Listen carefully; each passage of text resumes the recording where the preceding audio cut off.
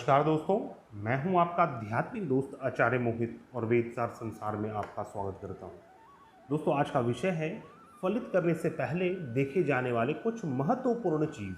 किसी भी जातक की कुंडली विवेचन करते वक्त हम कुंडली में स्थित ग्रहों की अवस्था को देखते हैं।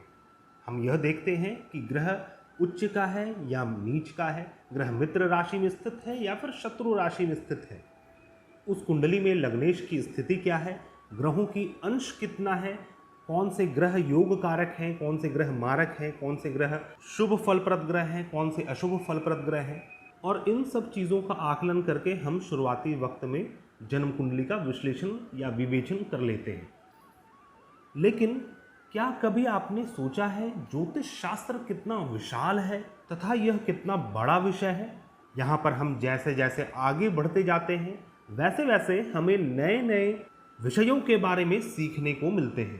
ज्योतिष में किसी भी जातक के फल कथन को समझने के लिए जन्म कुंडली को ही महत्वपूर्ण स्थान दिया गया है और यह जन्म कुंडली से ही भविष्य का फलादेश करते हैं। पर जैसे जैसे हम फलादेश को करने में आगे बढ़ते जाते हैं और सटीकता हमें चाहिए, तो फिर हमें ज्योतिष शास्त्र के नए नए सूत्र, नए नए प्रिंसिपल्स का पता चलता है।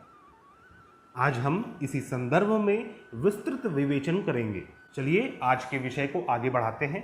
वीडियो स्टार्ट करने से पहले आप सभी से अनुरोध करूंगा, कृपया हमारे चैनल को सब्सक्राइब करें और हमारे प्लेलिस्ट को अवश्य विजिट करें। वैसे तो हम किसी भी जातक के फल कथन करते वक्त जन्म कुंडली को सबसे महत्वपूर्ण स्थान देते हैं, सबसे महत्वपूर्ण मानते हैं और इसी पर आधारित होकर फलादेश को करते हैं।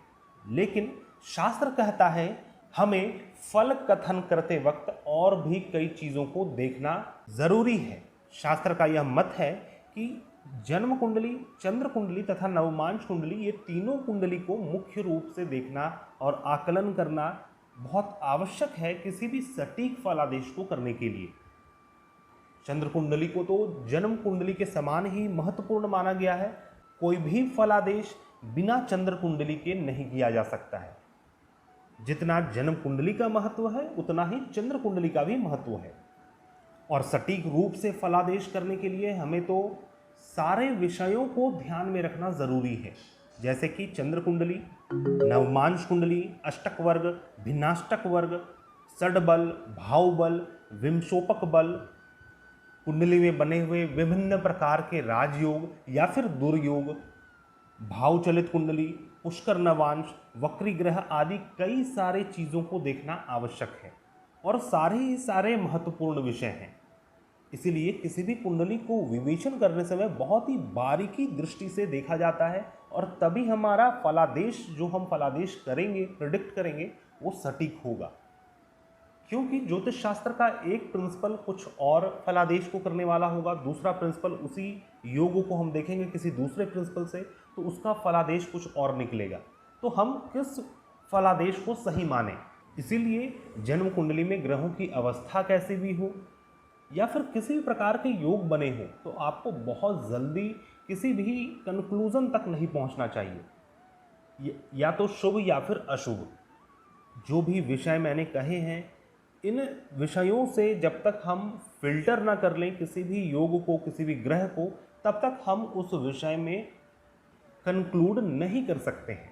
जैसे फॉर एग्जाम्पल, उदाहरण के तौर पर हम लेते हैं कि कोई ग्रह कुंडली में 0 अंश में है तथा या यह ग्रह अपने फल देने में असक्षम है, फिर हम जन्म कुंडली को देखकर यह नहीं कह सकते कि उस ग्रह के पास बल नहीं है। अगर यह 0 डिग्री षडबल में सबसे बलवान होगा तो यही ग्रह सबसे ताकतवर, सबसे बलवान ग्रह माना जाएगा। आइए और एक उदाहरण से समझते हैं। जैसे कि जन्म कुंडली में कोई भी ग्रह नीच में स्थित हो, नीच की अवस्था में स्थित हो, तो हम यह देखकर यह नहीं कह सकते कि कोई भी नीच ग्रह सदैव खराब ही फल प्रदान करेगा, चाहे वो परम नीच ही क्यों ना हो सकता है वही नीच ग्रह कोई राजयोग का निर्माण कर रहा हो और शुभ फल प्रदान करने लग जाए। इसीलिए हमें किसी भी प्रकार के कंक्लूजन में किसी एक छोटे से पिन पॉइंट को देखकर नहीं होना चाहिए। उसी प्रकार मान लीजिए कुंडली के किसी भी भाव में कोई अशुभ ग्रह स्थित हो, तो यह देखकर हम ये नहीं कह सकते कि उस भाव से संबंधित हमें खराब ही फल मिलेंगे, क्योंकि अगर यही भाव भाव बल में सबसे अधिक बलवान होगा, सबसे अधिक ताकतवर होगा, तो हमें इसी भाव से संबंधित सबसे अधिक शुभ फल प्रदान होंगे, सबसे शुभ फल प्राप्त होंगे। तो दोस्तों, इसी प्रकार कई सारे महत्वपूर्ण विषय हैं जिसे हम आगे आने वाले वीडियो सीरीज में समझेंगे, जैसे कि षड बल क्या है, ग्रहों का अलग अलग प्रकार का बल होता है, जैसे भाव बल, विमशोपक बल, इस प्रकार के जो बल हैं, ये ग्रह का बल क्या है और इससे क्या हम समझते हैं, कैसे इससे प्रिडिक्शन करें, भिन्नाष्टक वर्ग क्या है, नवमांश कुंडली से प्रिडिक्शन कैसे करें, अष्टक वर्ग सारणी को कैसे देखें, इन विषयों को हम विस्तार से आने वाले वीडियो सीरीज में कवर करेंगे और इन सब के ऊपर हम विस्तृत रूप से और बहुत ही गहराई से आने वाले समय में समझेंगे। तो दोस्तों, आज के वीडियो को यहाँ पर ही विराम देता हूँ। हम मिलेंगे नए वीडियो में।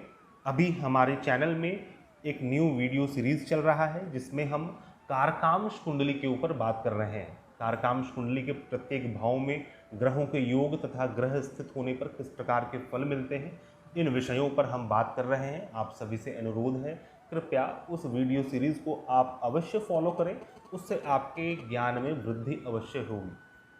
तथा यह भी एक बहुत इम्पॉर्टेंट पार्ट है, जैमिनी सूत्र से जब हम देखते हैं कुंडली को, या फिर ऋषि पराशर ने ही अपने ही ग्रंथ में कारकांश के ऊपर भी बात किया है, कारक ग्रहों के ऊपर भी बात किया है, तो वह भी एक दृष्टिकोण है।